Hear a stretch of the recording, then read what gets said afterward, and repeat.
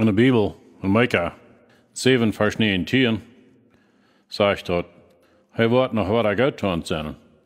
Hij wordt dat, wat we schuldig zijn, met de feit verklingen, en al onze zinnen en het tijd meer schmieden. De zoet en de komt en helpt me dat weer. Hij zegt, wat hast du gedaan? Dan draait ik me, oh Jezus mijn vriend. Hij zegt, hij zin des betoeld.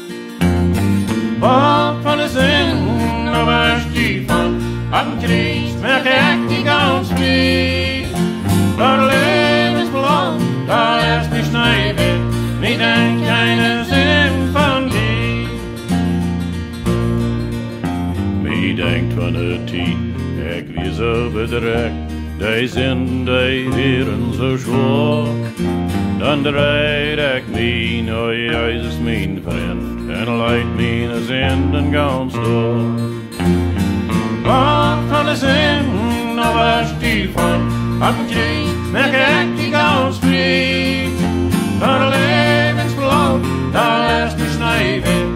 Ik denk keine zin van die.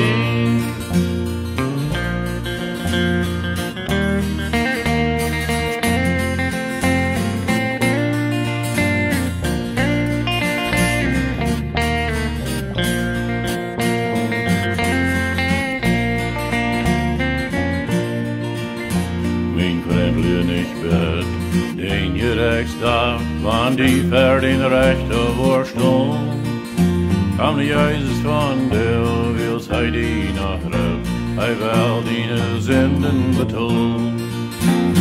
Wat van de zin